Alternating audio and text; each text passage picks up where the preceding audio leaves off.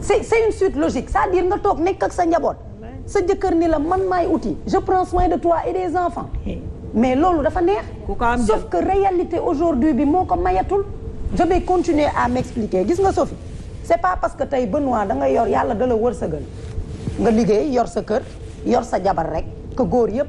sa situation la ñu ne ndax am na góor yoo xam ne effectivement seen soxna ñoo leen di mottalil seen dépense du seen ñàkk jom de dafa tolloowul mais ñu bëggante parce que le mariage va au-delà de maay yor sama jabar maay góor maay on avance adduna di gën a difficile ñaar nit di bëggante nga tane nit ki day am et du yow yaay choisir ki la yàlla di boole mën nga d'accord naa papa su aw ay amee d'accord naa lu la ma sa mottali di ko dégg d'accord naa pour pouvoir avancer li may wax mooy bu dee góor nga yàlla may la sa poche yow nga mate mën a tànn ab soxna boo mën a bay joxe ay lois et règles say kër yàlla may na la wërsëgaleel na la soxna boobu mais noonu la mën a wërsëgalee benn sàmba mu gis jigéen ji nga xamante ni ñoom ñaar soriante wuñu situation mais ku jigéen ki moo ko tane sëy dox seen biir ku jigéen ki di gérer kër gi te coow du jib bal du tàkk mais du mën a dem parce que li ngeen gis ngeen wax mais ay mag ngeen quand même li ngeen gis ngeen wax man nangul leen ko laissez-moi terminer li ma gis man tamit moom laay wax j'ai juste dit que ni aujourd'hui doole yamul mais maa ngi lay fréquenter mën nga ma nettali li xewoon démb ndax fekkee nga ko xam nga li nga xamante ni aujourd'hui dafa am mooy les situations de la vie diffèrent mooy démb ceeb daan na am prix nangam la doon jar kilo ceeb mag mën na toog ne la nangam la doon jar diwlin nangam la doon jar saako ceeb junni nga ni saako ceeb juróom papa poids du mu ngi xoolal mi ngi 20 et quelques mille saako ceeb juróom benn mi ngi 20 et quelques mille la wala bu bay siyaam bu neex borom la dubu bolo bi ceebub siyaam boo xam ne suñ ko jekkee foo toll mu xeeñ la saamu may baa ngi ay grand boubam bi laa koy jël boole ko koppati bi ñaata kilo la woon 100 kilos nga ni amoon na 100 kilos amoon na 100 barke borom Tuubaa waaw ceeb siyaam am xool waaw yow looloo tax nga jël sa drap bu rëy bii rek yow soo may looloo tax nga jël sa drap bu rëy bii rek naan nii caméra 100 kilos junni dama ne peñub suukar ñetti dërëm peñub suukar 100 kilos junni bu yor lu bulol yi waaw moo tax waaw barke borom Tuubaa moo tax papa billahi wallahi dépense ñaata mënoon na dee ci kër gi boo joxee dépense ñëpp lekk boobu loo am lekk boobu sànq maa ngi nii loo am da ngay lekk voilà dégg nga donc comprendre naa la yow tomate yu ndaw ñetti suukar daan jar ñetti dërëm ay potu tomate yu ndaw ñetti dërëm papa xoolal bu ma tooy tomate yi daan kon bu ko ma jaayee daggaat gerte caaf bu ma daggaat waaw potu tomate yu ndaw xam nga yow sa jamono yomb na moo tax nga jël sa drap yi bëgguñu ko pes ñun nag ñun jamono bu metti la ñuy dund jamono boo xam ne ku njëkk yuuxu rek wolof dafay wax ne ku njëkk yuuxu rek dangaa ragal boobu fukki dërëmu kayit la am mooy ki nekkoon ci fitt gi dinaa ko fitt gi fukki dërëmu kayit fistin amoon na duubal amoon na juróomi tàngal log sa bu rëy téen yéen a ngi dégg benn tàngal fistin yéen a ngi dégg looloo amoon waaw premier point bi moo doon wërsëg donc aujourd'hui des gens se marient ku jigéen ki gën a mën ku góor ki wala sax parfois gën a jàng ku góor ki kon bu la yàlla wërsëgalee yow ta situation n'est pas pareille aux autres on est dans une société dañ ciy gis différentes situations ñu taxaw def seetlu te duñ ko dàq beneen bi mooy mën nga def lépp pour yar sa njaboot yar bi du sotti mais ñaar ñooy yar boo gisee ñu koy wax ci ñaar yu dem def ngeen benn schéma un peu ki génn dafa wax responsabiliser c'est éduquer ba tey ci biir yar la bokk on ne joue pas avec les mots papa day yar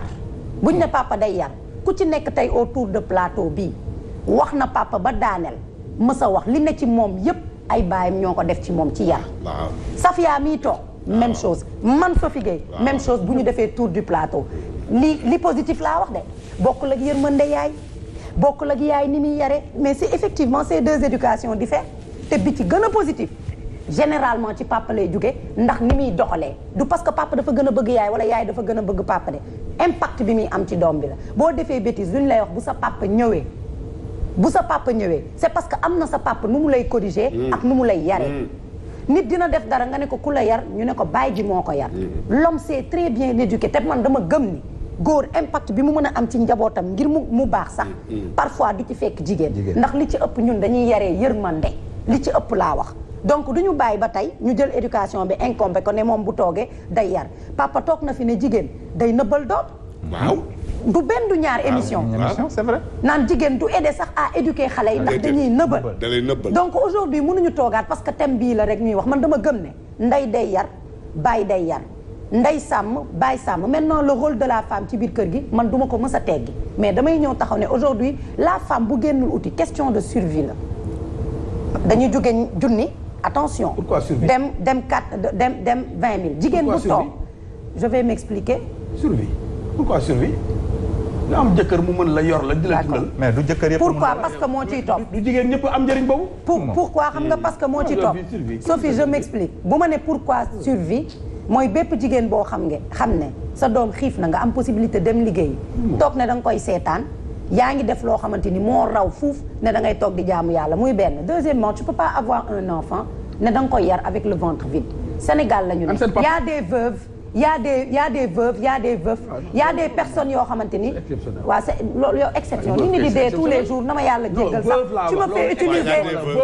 papa kii na arrêté quoi c'est-à-dire dama ne veuve laa ne exception la non lan mooy exception ba pa bi dem ne fi sës kay da ngay liggéey waaw kon laisse-moi terminer mais attention lu tax nga koy def exception mais parce que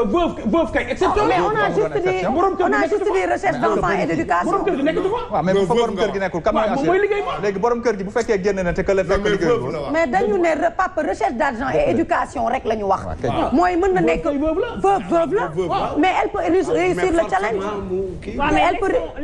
elle peut réussir le challenge dama bëgg ne veuve la mais tey bu demee liggéey boole ko ak yar doomam elle peut bel et bien réussir le mari n'est même pas là pour aller travailler à sa place donc man li ma bëgg expliquer foofu par là papa mooy tu peux aller bosser mais nga organiser ko comme nu suñu waajur yi daan def mais papa ñun ñëpp suñuy parents dañu daan liggéey dañu daan contrôler à distance dañu daan xool à distance sànq da nga jël benn exemple sax bu pertinent nga ne bu jànk bi nekkee par exemple lesbienne doom ji nangam âge bi ngay bàyyeeg jànk bi sa doom sexualité développe gis nga bu koy mën a laal ba muy fàttaliku bay doon loolu day fekk ne mën na ko boole après ñun âge bi ñuy wax noonu mooy bi ngay jël sa doom di ko yóbbu crèche boobu xale bi xamagul dara c'est même pas sûr waaw may ma c'est même pas sûr que mu mën a rappeler wu de ay attouchements sexuels faut pas qu'on déplace lu tax doom crèche mais xanaa doom booy dem fenn di nga ko dénkaane am na ñoo xam ne noonu la ñu am na ñoo xam ne waaw effectivement am na ñoo xam ne dañ koy dund laa wax waaw ci biir kër waaw dama ne papa booy liggéey di nga dénk sa doom te dama ne question de suivi boobu dama ci taxaw ancré ci mooy jamono jii ñu toll ak situation bi ni mu difficile su amul ku dundal sa njaboot boo génnul dundal sa njaboot day fandete day dee dëgg la musiba ku dundul munoo ko yar dëgg la ku biiram vide di nga ko yar ci ngor mais am na lu bëri lu dul dugg papa un ventre vide da dul assimiler dara donc on ne peut pas être dans un monde où la mère est obligée aujourd'hui et je pèse mes mots n'a pas le choix de rester à la maison ñuy mën a taxaw di wax jigéen day liggéey wala du liggéey est-ce que mën na boole mbir yi ma ne waaw fa laay daanelee pour delloo la kàddu bi le taux de chômage débat bi sax maa ngi la ko doon wax sànq papa débat bi neex na trop mais on est dans un pays pauvre boo xamante ni le taux de chômage est beaucoup plus élevé même que ñi liggéey waa léegi lan nga jàngat dama ne ñi am liggéey ñi amul liggéey moo gën a néew ñi am liggéey papa te tey la éducation bi gën a sooxe d'accord je répète le taux de chômage est hyper élevé d'accord naa de te tey la yar bi tamit gën a sooxe maanaam tu peux être à la maison et être absente ndax ab yar bala nga koy maanaam man dama ne du recherche d'argent moo laal éducation bi mais c'est un problème de comportement on est plutôt maintenant éloigné présente mais absente di nekk suñu kër gën a présent ci smartphone yi ba sa doom di lakk ak di tëmb ci ay piscine pourtant cette femme ou ces personnes demuñu liggéey bi donc dafa am benn fossé buy commencer am benn responsabilité bi nga xam ne nit ñi dañ ko commencer daw envers seeni njaboot